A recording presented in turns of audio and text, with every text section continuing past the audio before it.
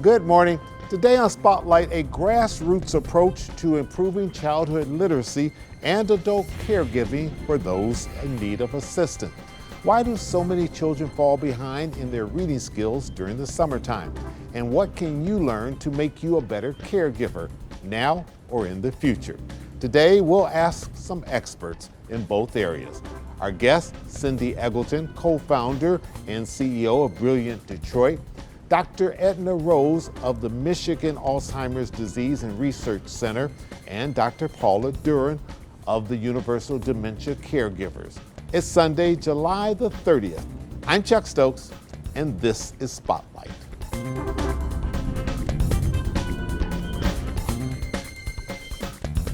Cindy Eggleton, thanks for joining me today on Spotlight. Let's go back to 2015. You had a vision. Yeah. And you started Brilliant Detroit with 50 kids. Yes. Why? Yeah, thank you, Chuck. And first off, I'm so glad to be on this with you. Well, it's a pleasure to have you. So, first off, I really believe strongly that community needs to be part of what happens for community. I previously was able to lead education at a foundation.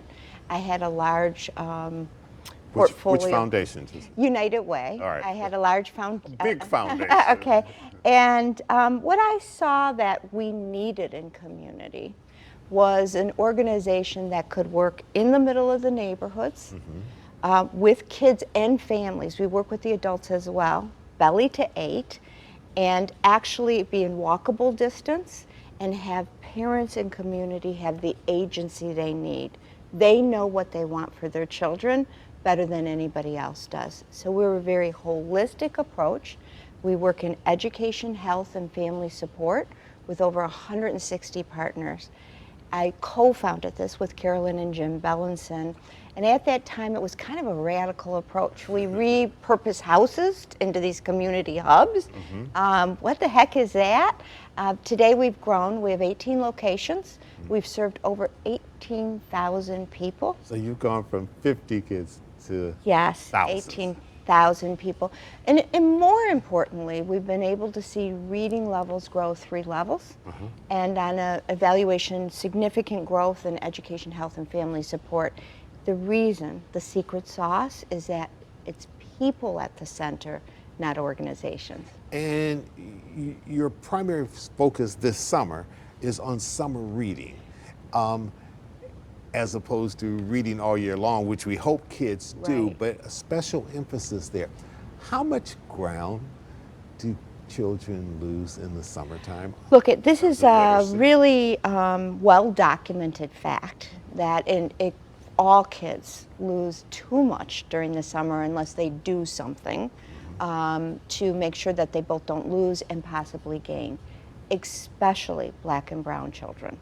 And the piece that is not known is if you lose half a year during the summer or even 3 months, that adds up over the year to be a significant loss through the years. We're going to serve about 4,000 kids this summer in some way. We'll come right back Okay. with more questions Okay, right great. after this.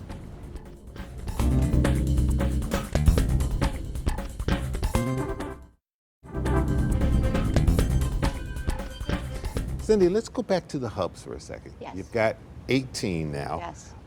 Your hope is to get to 24. by when? 2024. 24. And there's a reason for that. With And how are the hubs selected? the neighborhood selects them. We do not go into, let me talk about that first, and I'll Sure. talk to you about why 24, Okay. okay? We don't go into any neighborhood unless we're invited in. The neighborhood invites us in. We look for 3 things. 1, is there enough density of children? 2, did we get invited in? And 3, is the neighborhood able to partner with us? Because we really believe Has this to is be a buy-in. partnership with the neighborhood. Once we select a neighborhood, the neighborhood actually forms an advisory to help make sure that they have input. That's a really critical component of this because every neighborhood is a little different, okay? They actually help find us the house that we will build out for this purpose. Now we want to get to 24 sites for a very specific reason. We're in this for transformation. We transform a house in the middle of the neighborhood. We work to have people feel transformed. And then the bottom line is, how do we get to population level change in Detroit? In particular on grade level reading. Third grade reading is very critical for everybody. I've always heard this. For the success in life, right? And so, and the reason for that is you're learning to read up to third grade. You're reading to learn after that. We're not doing so well with grade level reading in the city. We want to change that. When we get to 24 sites, we can fundamentally change percentage-wise how many kids are reading at grade level by third grade. We have 160 partnerships. Those range from tutoring programs like Center for Success to national programs like Raising a Reader. It also is the area hospitals, our partnerships, the area Detroit Symphony of Arts. All of those things are part of what we do.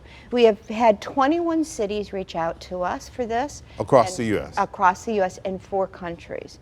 Because this is actually a model now that place matters, right? We want to make sure that zip codes are a place that do right by kids, that they don't predict whether a kid is doing well or not well. And it's also done at an affordable price. So we're actually starting national expansion right now. We're looking at 3 cities. I won't name them right now. Okay. All right, and then ultimately, we will But you will be expanding. We will definitely be expanding, and we will have affiliates, and at some point we want to give away the model because we see the tremendous impact, and we want that for kids and families everywhere. We feel it is critically important that every family we work with, and even those we don't work with, have books in their house. It's a well-proven fact that that makes a difference in terms of somebody's being able to read well, but also to love reading. We don't want to just teach a skill. We want us all to have a love of reading, a lifelong drive for knowledge in our lives. So we make sure that all of the kids coming through our sites have multiple books.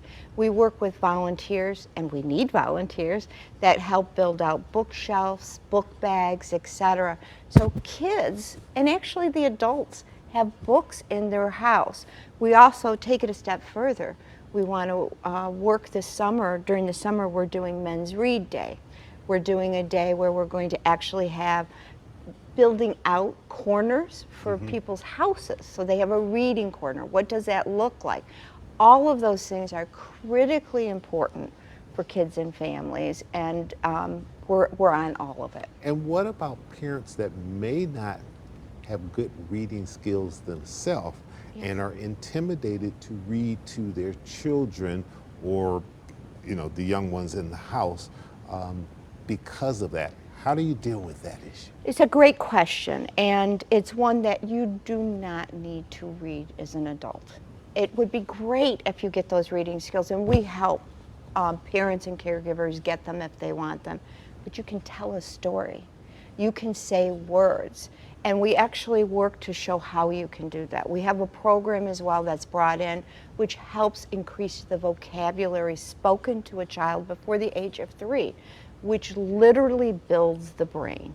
Your brain is about 80% built by the age of 3, and that's done 80%? About 80%. And that is why early childhood is so important. But I would say to you, I come from a family where everybody I was going to ask you, this is personal to you. Yeah, this is really personal. I am a first-generation high school graduate. Now, my parents were the best parents. They really emphasized reading. They really emphasized me doing better, and I did better because of that. But within my family, not my immediate parents, I had family members that didn't read very well. I'm a first-generation high school graduate, as I just said, but also we came from poverty. The family came from poverty. Parents want what's best for their children. Regardless of income. Regardless of anything. You may not have the means. Right. You may think but the you're desire not. is You have the there. desire, and that is what matters. And that's what we're working with. We believe that parents know what's best for their kids. We honor that, and then we do what we need around it. And again, like I said, we're also giving technical skills out.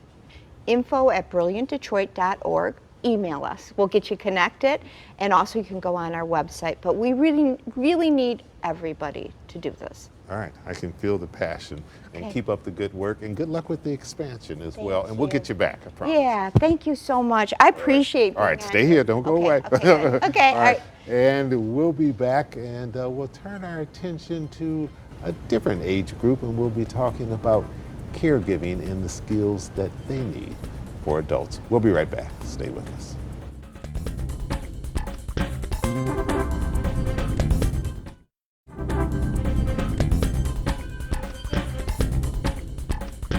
Dr. Edna Rose and Dr. Paula Duran, thank you so much for joining us today on Spotlight.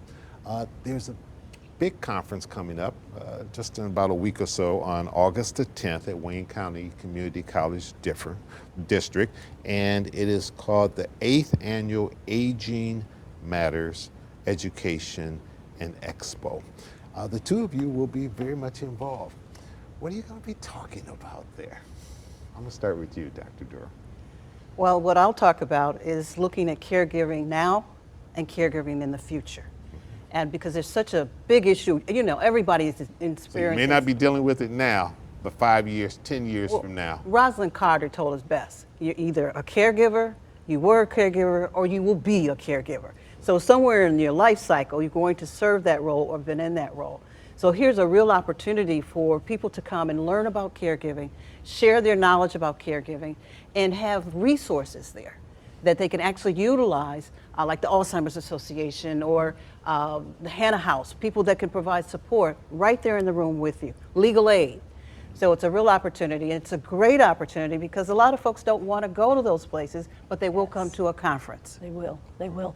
And one of the aspects that we look at with the Alzheimer's Association there at the University of Michigan is helping people to understand the difference between dementia and Alzheimer's. Well, what is the difference? I've certainly experienced it in my own family, but I think even for people who may have experienced it, sometimes we get the two confused, and I think if people haven't dealt with it, they really may not understand the difference. Right, and sometimes as we explain to our older generation, our younger generation, that dementia is kind of an umbrella. It's kind of like Campbell's soup.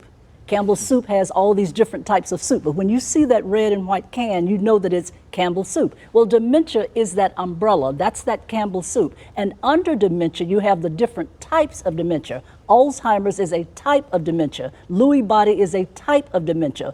Parkinson's disease, frontal temporal, Lewy body, all of those are the types. And the way that you can differentiate between Alzheimer's and the other dementias is the behavior, the age of onset, and what they find out on MRIs or through spinal taps. Disease doesn't discriminate. It hits No, it does not. everybody, regardless of where you come from in life, regardless of your income, regardless of your education, all of those things. But how we treat it, how we research it, and the information available to us sometimes is different going from community to community. Is that correct? That is true. That's correct. That's and correct. I believe dementia does discriminate. Okay. It discriminates from this vantage point. In the African American community, the numbers are higher, 2 to 3 times higher in the African American incidence of dementia in our communities than compared to others. And why do you think that is? Well, we could both talk to that. There are a lot of different reasons, but remember the number one reason for people developing dementia-related diseases is age. But past that, look at the things that are high risk. The way we eat, the illnesses that are in our bodies, the Yes. stress that's in our bodies, the stress in our communities are all potential indicators that can affect my risk level. Really? Well, think about it. Diabetes, heart disease, all of those things can impact your body such that your brain is not getting the nutritious kinds of oxygen and blood that it needs necessary. Those are high in our communities. And So they're that's preventative things that we can do to some somewhat degree. preventative, but some of them are genetically linked. So when you understand that, what Dr. Duran just said about the diabetes, the high cholesterol, and the other diagnoses there, those are all vascular diseases. And one of the types of dementia which African Americans have, and oftentimes it's not diagnosed because they don't receive a diagnosis until they've gone past this point, is what we call vascular dementia. And vascular dementia is caused by arterial diseases, such as the hypertension, the diabetes, and the high cholesterol. And if you notice, African Americans are number one for all of those diagnoses except high cholesterol. A lot of people come into research and they'll always feel that, well, I'm getting older and that's why I can't remember. No, getting older is not related to memory loss, because you yourself can see people that are 100 years old and have no memory concerns. So if that were true, it would be different. But it's called vascular dementia. And that's why when I first began looking into Alzheimer's disease or researching Alzheimer's disease, it was not an African American disease. But now we're number one for the diagnosis. And because we lack the education or the information that's needed, we have to start earlier to correct the problems that can come with age. Education is such a key part of it. Yes, it is. We're going to take a little break. When we come back, I want to turn our attention and talk about what kind of information caregivers are going to get when they come to this conference, or if they just talk to you individually, and who needs this information. We'll be right back, right after this.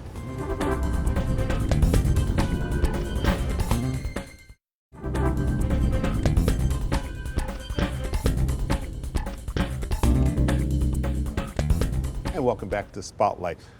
Tell me just a little bit about each one of you and your background and where you come from and how you come to all this. Because I remember you spoke here years and years ago when we were talking about diversity, and you spoke to our staff here. But you've done a lot of other things since then. Well, I am in this arena because of my parents. Both of my parents died from dementia-related diseases. Mom had Alzheimer's and Dad had vascular. And in that journey, someone had to take care of them. And what happens in many families, the single person, the female single person, the one people believe has no life anyway, normally becomes the caregiver. So I supported my family and my mom and dad, and I want you to know it was the hardest job I'd ever done, but it's the one I love the most. Sure. Because I got to walk with them through their journey. Well, and they did so much for you. Yes, and I was given permission to do it. Time. Yeah. It's opportunity to give back. So in doing that, I also, as a result of that journey, it impacted me so much because we had all the issues that families have.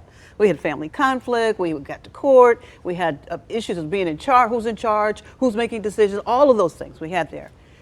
I designed a training program called A Caregiver's Passage Through Dementia. And it's been evidence-based and established.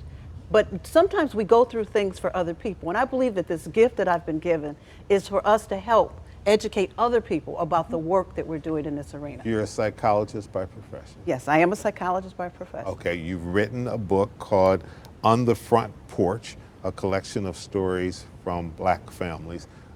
If people come to the conference, this is one of the things that I think they'll be able to receive or purchase one way or another. Yes. As you wrote this book, what did you want people to get out of it? I wanted people to see the African American caregivers, because many caregivers feel like no one knows I'm here. I'm alone, I'm by myself, I'm doing all this work and no one's appreciating it. But I also wanted them to learn about dementia, because too often in our communities, we still think dementia is a mental illness. And you know what happens with mental illness in communities of color. We often hide it. Yes. We're becoming more open, but we often hide it. I want them to know it's a brain disease. A brain disease that right now we actually have some medications that can be helpful. And Dr. Rose, you come at this, you're a registered nurse with a PhD. And a social worker. But what happened with me is that my mother developed Alzheimer's when I was in graduate school. And at that particular time, I hadn't chosen a dissertation. And when I went to look for information about African Americans, there was little out there. This was in the late 90s.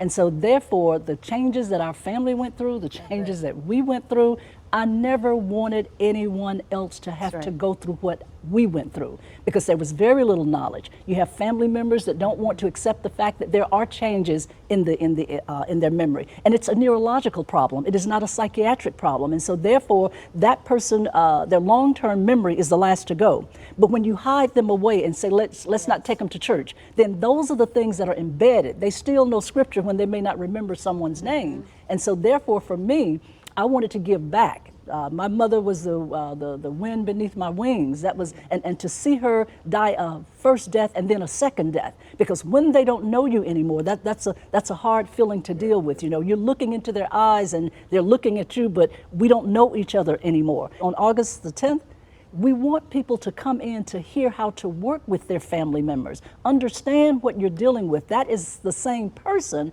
and you can't treat them like they used to be treated, but there's going to be a different way of treatment. Now, Dr. Duran has a boot camp, and a lot of times we tell our clients, go to that boot camp, see what it's like, come to hear us speak about it. This is part of the support groups and the importance of support groups as well? Yes. It's essential. Our boot camp through Universal Dementia, we do a full day of training.